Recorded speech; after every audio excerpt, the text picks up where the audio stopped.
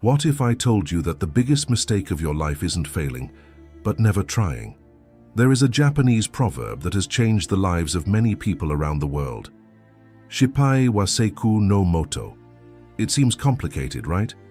But the meaning is devastating. Failure is the foundation of success. It's not learn from your mistakes. It's not try again. It's much deeper than that. It's the idea that failure is not the opposite of success. Failure is the path to success. Researchers studying human behavior have discovered something fascinating. People who avoid failure at all costs are much more likely to live with deep regret throughout their lives. Do you know why this happens? Because this type of person lives limiting themselves, constantly repressing their own potential, afraid of the consequences, afraid of making mistakes and being the butt of jokes from their friends or family. And you know what's worse? Most of these people don't even realize they're doing it. These people simply don't try. They don't open that business. They don't take that course. They don't ask that person out. They don't invest in that dream. Why? Fear. Fear of failure. Fear of being rejected. Fear of losing money. Fear of looking stupid. And this fear kills your dreams before they even exist. But today we will explore more about this Japanese proverb, which has the power to free you from the chains of fear and has the power to make you start pursuing your best version. Chapter 1.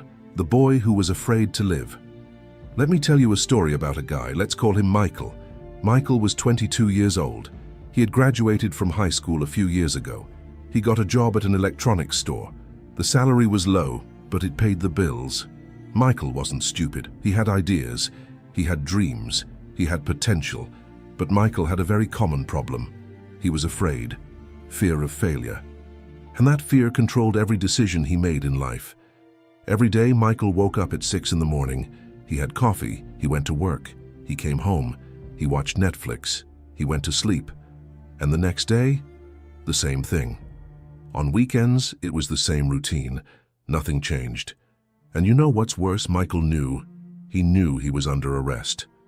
He had a dream of starting his own business. He always had. Since he was a child, he imagined owning a company, being the master of his own time, building something with his own hands. But whenever he thought about starting, that voice in his head would say, "What if it doesn't work out? What if you lose all the money you've saved? What if people laugh at you?" So he did nothing.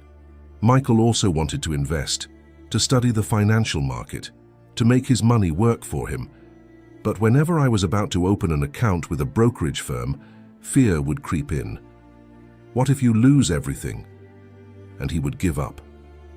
Michael was thinking about going to college, maybe engineering, something that made sense.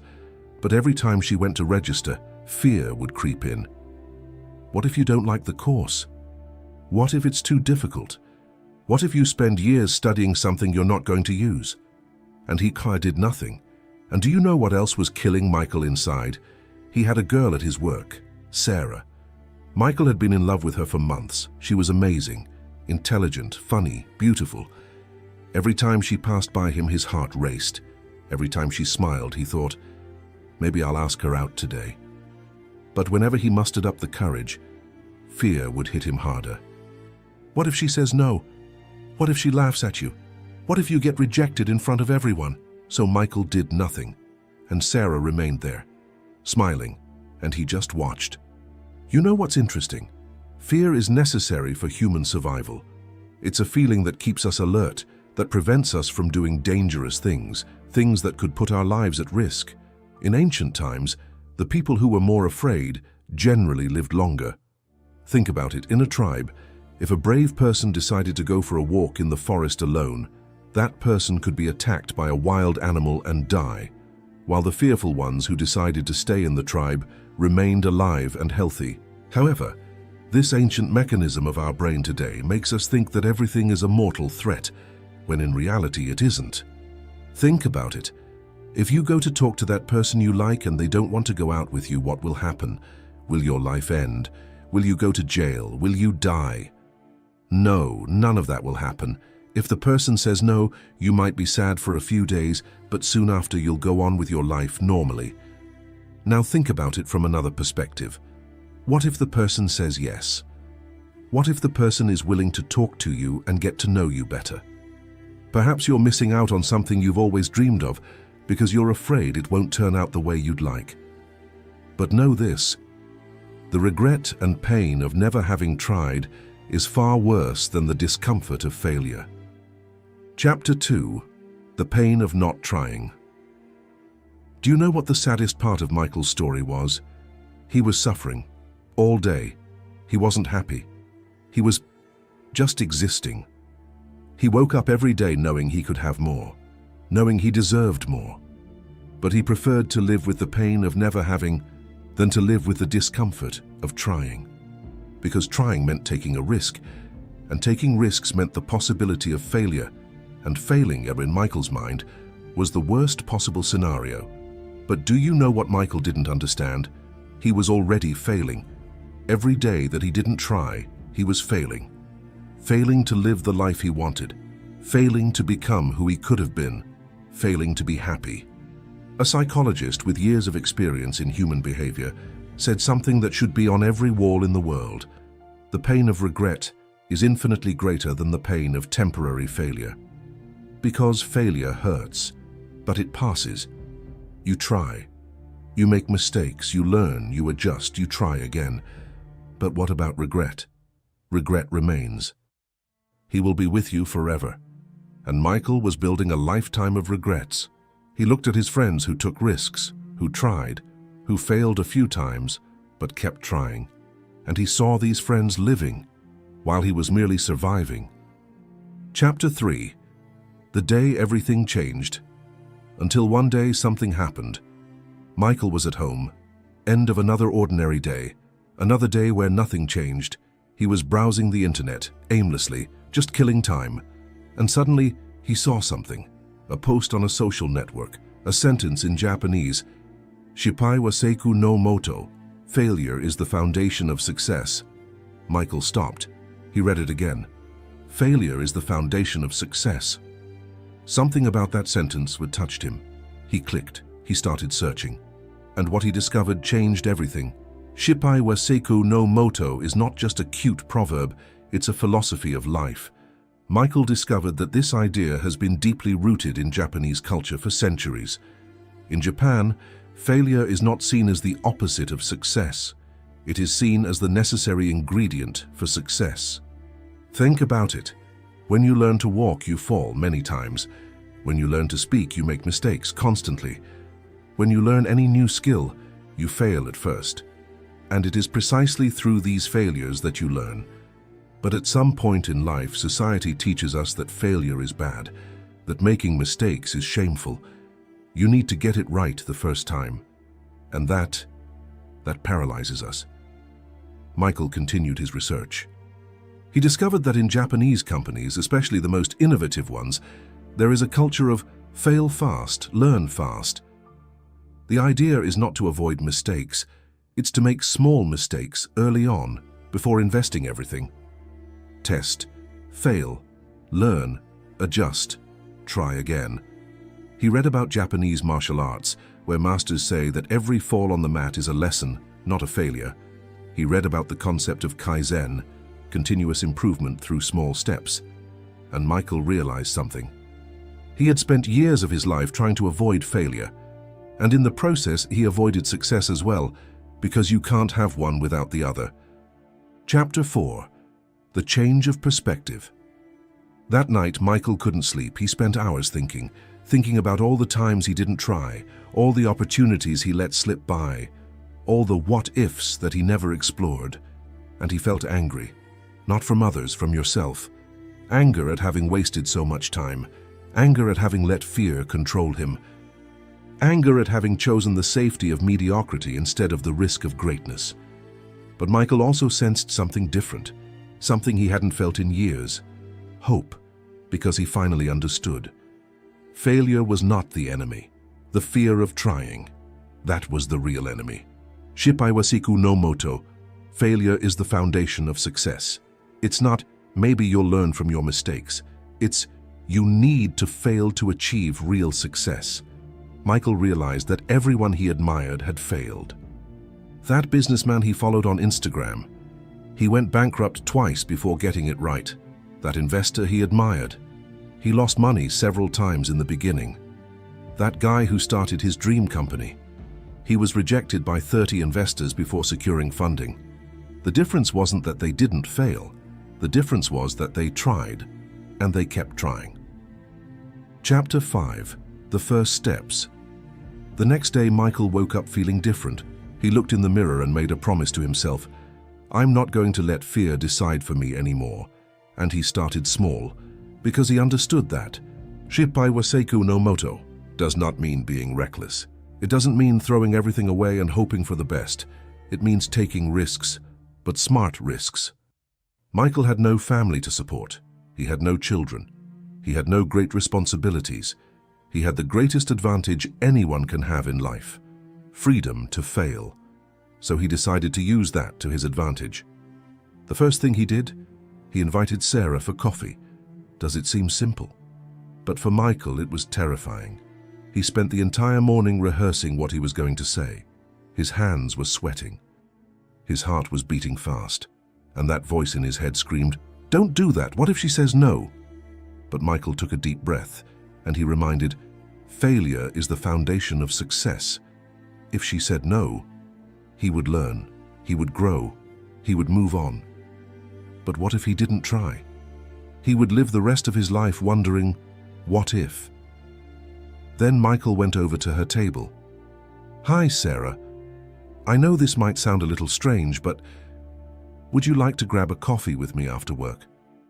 His heart nearly jumped out of his chest. Sarah looked at him. He smiled. "I thought you'd never call me. Of course I want to." Michael almost fainted. She was waiting too. He had spent months suffering from a fear of something that was never real. Chapter 6. The Domino Effect. That coffee changed something in Michael. Not because he started dating Sarah. That came later. But because he proved to himself that fear was greater than reality. And once you break through one barrier of fear, the others start to fall as well. 2 weeks later, Michael opened his first account with a brokerage firm. He didn't invest everything he had, far from it.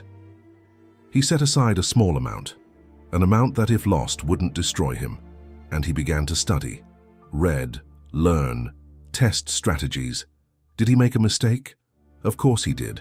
Did you lose money in your first trades? Absolutely. But do you know what Michael did? He analyzed where he went wrong, he adjusted the strategy, and he tried again. After 3 months, he was already seeing positive results. Nothing absurd, but I was learning. And more importantly, I was doing it. After that, Michael started working on his business idea. He didn't quit his job immediately, that wouldn't have been smart, but he started working in his spare time. He created a simple business plan. He started testing the idea on a few people. He asked for feedback. His first product version, it was a complete failure. Nobody wanted to buy it. But instead of giving up, Michael asked, "Why?" And people spoke. "It's too expensive. It doesn't solve my real problem. The packaging doesn't inspire confidence." And Michael adjusted. Second version, better. But it still hasn't taken off. Third version, he started selling, slowly, but selling. And Michael realized something incredible. Each mistake was not a failure, it was feedback. It was the market teaching him how to get it right. A researcher who spent years studying successful people in different fields discovered that 100% of them failed, multiple times.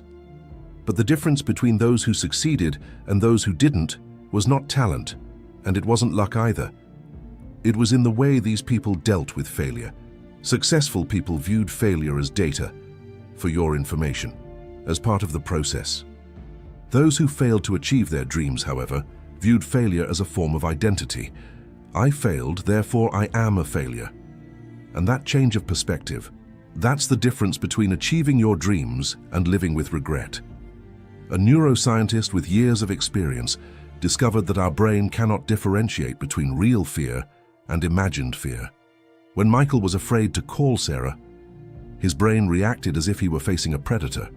But the truth, there was no real danger. It was simply fear of discomfort, fear of rejection. fear of feeling unwell for a few minutes, and this imaginary fear was preventing him from living. Chapter 7.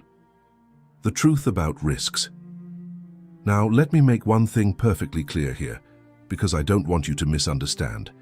Shippai wa Seikou no Moto doesn't mean being irresponsible. It doesn't mean betting everything on the red and hoping for the best. If you have a family to support, you can't just drop everything and follow your dreams. That's not courage. That's recklessness. If you have children who depend on you, you need to be strategic. Calculated risks. Smart risks. Perhaps you'll work on your project in your spare time before quitting your job. Perhaps you should build up a 6-month financial reserve before making the transition. Maybe you'll start small and grow gradually. This is not fear. This is wisdom.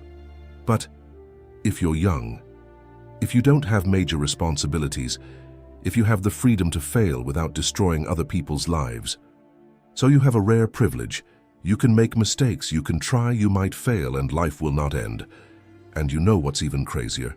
The younger you are, the more you should be trying and failing, because it's during this phase that you learn the fastest. This is the stage when you have the most energy to start over. It is at this stage that the cost of failure is lowest. Michael was 22 years old. He had no children. I didn't have huge debts. No one was depending on him. And yet, he was living as if he had everything to lose. When, in fact, he had everything to gain. Chapter 8. 1 year later. 1 year after that night when Michael discovered Shippai wa Seikou no Moto, his life was completely different. He was still working at the electronics store, but now it was a conscious choice, not a prison, because his business was growing, slowly but growing. He hadn't quit his job yet, but he already had a significant extra income, and more importantly, he had a plan. In the next 6 months, if things continued to grow, he would make the transition. Michael was investing regularly, learning, growing. Had he already suffered losses? Of course, several times, but he had also made a profit, and he was learning how to manage risk. And you know what else? Michael and Sarah had been dating for 8 months, and he couldn't believe he'd spent so much time being afraid to ask her out. But the biggest change wasn't external. It was an internal incident. Michael was letting fear paralyze him more and more. He was still afraid, of course. Fear is human. But now he understood. Fear was not a sign to stop. It was a sign that he was growing up. Every time he felt afraid, he asked himself, what's the worst that could happen? Can I handle this? And most of the time, the answer was yes. Chapter 9. The Lessons He Learned. Michael learned some things in that 1 year that changed him completely, and I want to share it with you now, because maybe, just maybe, you're like the old Michael. First lesson: failure is not permanent. Regret is. When you fail, you can try again. Adjust, improve, start over. But what happens when you don't try? That what if will haunt you forever. Michael realized that every time he failed at something, the pain went away. He was upset for a few days, maybe a week. But then what? Life goes on as normal. But what about the years he spent without trying? That hurt every day. Second lesson: you don't have to get it right the first time. In fact, it's almost impossible to get it right the first time. Michael tried 5 different versions of his product before finding something that worked. He made dozens of bad investments before he started to have consistency. He had several awkward conversations before he was able to call Sarah in a natural way. And that's normal. That's how it works. Nobody gets it right the first time. Nobody. And if you're waiting to have the perfect strategy before you begin, you'll never get started. Third lesson: fear never goes away. You just learn to act despite it. Michael still feels fear.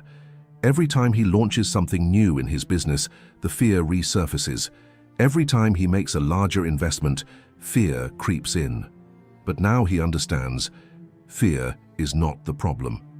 Letting fear decide for you, that's the problem. Brave people are not fearless people. These are people who act despite their fear. Fourth lesson: most of your fears are irrational. When Michael finally stopped and analyzed his fears, he realized something. 90% of the things he was afraid of never happened.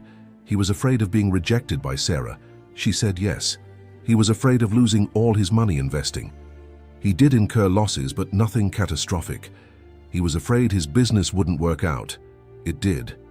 The human brain is programmed to protect us, and that's why he always imagines the worst possible scenario.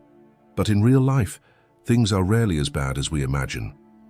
Fifth lesson: imperfect action is better than imagined perfection. Michael spent years planning the perfect deal. It never got off the ground.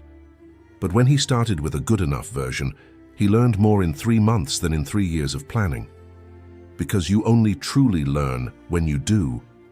When you put it into the real world, test it, get feedback, adjust it. Planning is important, but there comes a time when you need to start, even if it's not perfect, especially if it's not perfect. Chapter 10: The Real Concept Behind Philosophy. Now let me explain to you why Shippai wa Seikou no Moto is so powerful, because it's not just about not being afraid to fail. It's deeper than that. In Japan, this philosophy is connected to other ideas, like wabi-sabi. The acceptance of imperfection as part of beauty, like kintsugi. The art of repairing broken ceramics with gold, making the scars part of the object's beauty. The central idea is this: your failures don't diminish you, they build you up. Every mistake you make adds a layer of experience. Every fall teaches you how to get back up better. Every failure brings you closer to success if you learn from it. The problem isn't failing. The problem is failing and not learning anything from it. The problem is failing and giving up. The problem is being so afraid of failure that you don't even try. Think about it. A baby who is learning to walk falls dozens of times. But the baby doesn't think, "Man, I'm a failure, I'll never be able to walk." That's because babies don't think. But the baby simply tries again, and again, and again, until one day, he walks. And you were like that once. You tried, you failed, you tried again. No judgment, no fear, with just curiosity and determination. But at some point you learned to be afraid. You learned that failure is shameful, that making mistakes is bad, that you should always get it right. And that paralyzed you. Shippai wa Seikou no Moto invites you to return to that mindset, the mindset that failure is part of the process, not the end of the process. And you know what's even crazier about all of this? There is a study done with people aged 80 to 90. Researchers asked them, "What is your biggest regret in life?" And do you know what the vast majority answered? It wasn't about things that went wrong. It was about things that these people did not do. The business they didn't open, the trip they didn't take, the person who wasn't asked out, the course they didn't take, the risk they didn't take. People at the end of their lives don't regret their failures. They regret the chances they didn't take, of the attempts that were never made, of the dreams they let die out of fear. So let me ask you a question. You want to reach 80 years old and look back with pride on your efforts, or with regret for their omissions? Chapter 11: The Complete Transformation. Today, Michael is no longer the same guy. He's only 23 years old. He's still young, but the difference is that now he is living, not just existing. His business is already generating more than the store's salary. He'll be making the transition soon. He'll be leaving his job. Yes, he is scared, but it's a different kind of fear. It's an exciting fear. It's the fear of someone jumping off a cliff, but knowing they have wings. Michael and Sarah are planning to live together, and he still can't believe he almost let her go because he was afraid of hearing no. His investments, they're growing, slowly but steadily. He has already suffered losses. He has already made mistakes. He has already lost money. But every mistake taught him something, and he's improving. Michael started college. Is it difficult? Yes. Are there times when he thinks about giving up? Of course. But he continues, because now he knows difficulty is not failure, it's growth. And the most incredible thing, Michael became a role model for his friends. Those same friends who saw him trapped, scared, stagnant, now they see him living, and they ask, "Dude, what's changed about you?" And Michael replies simply, "I stopped being afraid of failing, and I started being afraid of not trying." A behavioral psychologist who studies human motivation made an incredible discovery. There is a pattern among people who achieve their dreams. And it has nothing to do with talent, nothing to do with IQ. It has nothing to do with luck.